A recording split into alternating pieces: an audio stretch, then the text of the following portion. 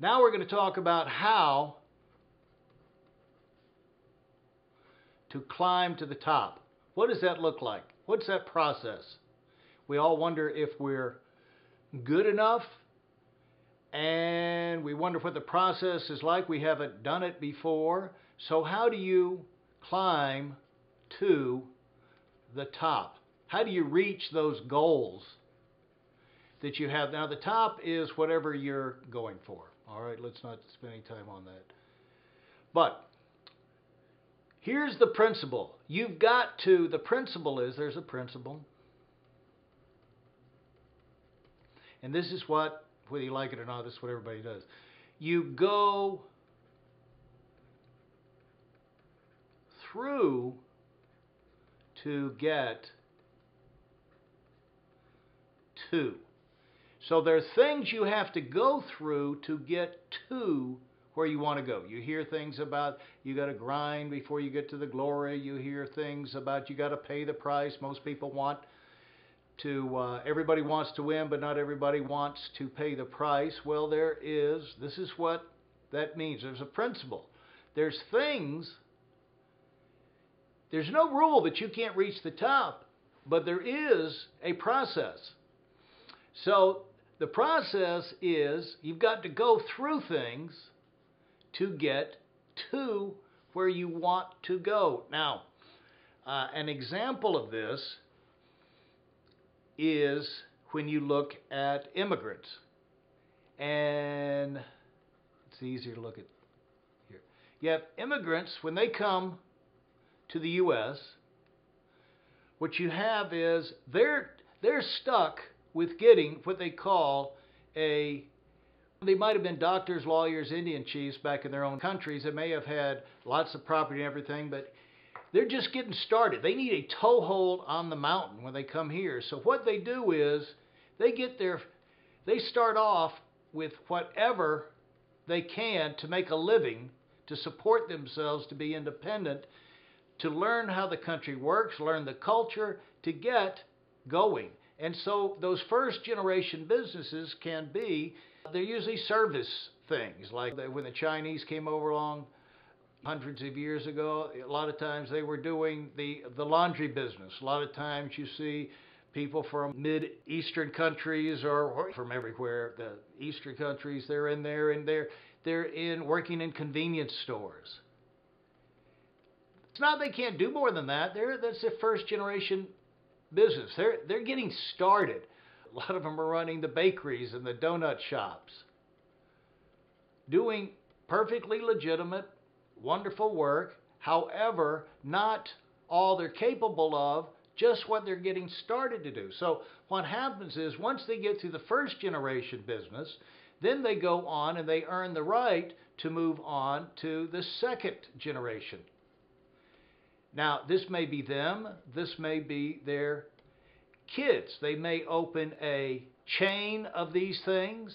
They may expand into a chain of stores. They may move into higher ticket items like opening up computer stores.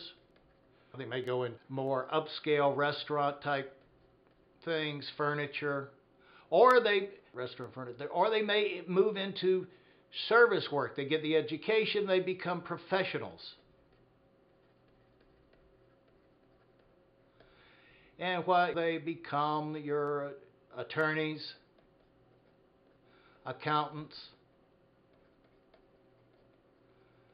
and doctors, dentists, whatever. They move into the second generation type things. And then they continue to expand and develop depending on how driven they are. But this is kind of the process. It's easy to see how that works. Now let's look and see how it worked with many of us. Many of us came from, it's almost like we were immigrants. Our families were working, and still work, in blue-collar work.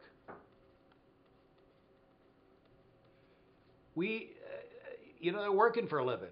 Blue-collar work and moving up into the offices and moving into the kids, the offspring. My father was in the My father was Air Force.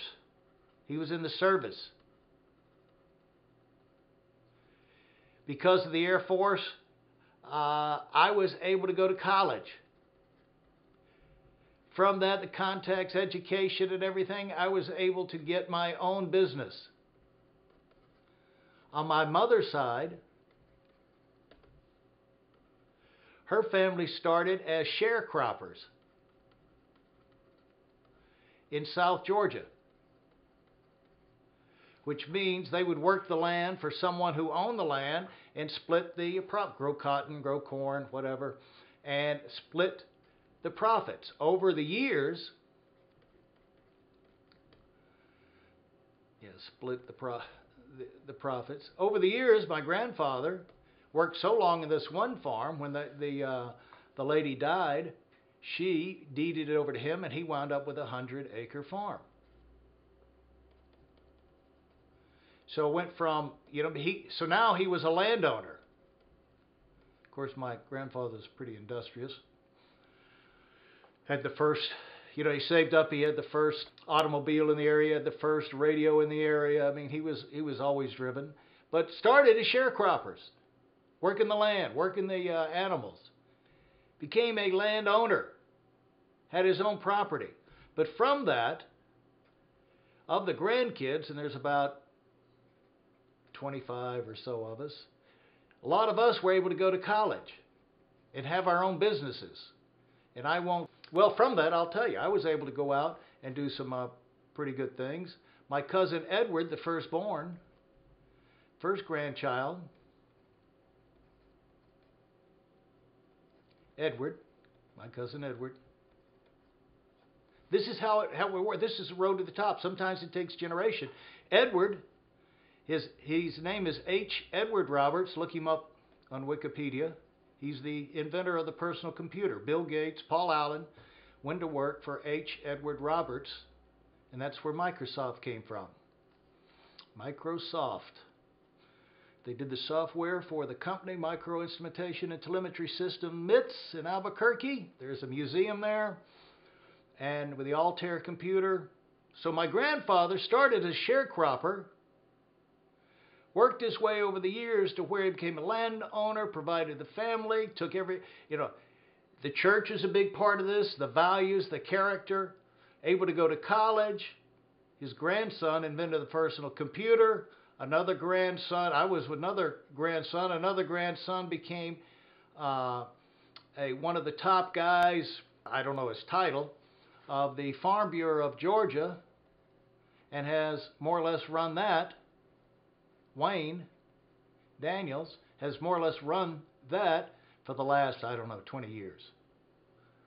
And, other levels of success inside there. But where, you see how this happened, the road to the top. My grandfather knew in his lifetime, he was motivated to do big things, but he had to start where he was. But the sky was the limit if he was able to work. Maybe not for just him, but for through him, we were able to do these things, see. And then I've had some pretty good success, and others. And of course we got the grandkids, and who knows what they're going to be doing. But see, folks, this is the road to the top. This is how you do it. You do it by steps. You do it by state. You've got to go through things to get to things. Now, the next tape, I'm going to give you some specific examples of how this has worked with specific people. But it's all going where you go through things to get to, not just to things, but to bigger and better things. And it's going through the process where when you go through, what happens is you build up skills. You build up insights. You find what works. See, things that worked for my grandfather, he passed on down through his kids. You find what works. What doesn't work? What's a lost cause? You develop, technical skills, but also people skills. It takes a while to develop these things. And then insights, you find out what, and then also network of friends. Network of friends and acquaintances.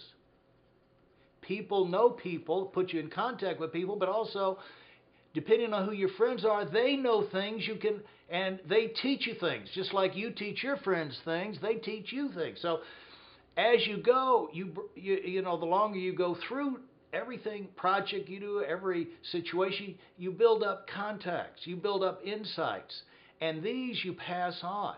And so it happens, it's the biblical principle, little by little. Little by little. So you go through it to get to it. Little by little. Another way of saying it, brick by brick. You put the thing in place. And that's how you climb to the top. There is no elevator that goes from the basement to the top. If there was, you wouldn't know what to do when you got there. And so it's not a matter of success. Is not a matter of someone hands you a lot of money like winning the lottery. Success is being able to create success and handle success and be able to stay there. And so that's how you get to the top. That's how the road to the top looks. So we'll give you some examples in the next one, part 2.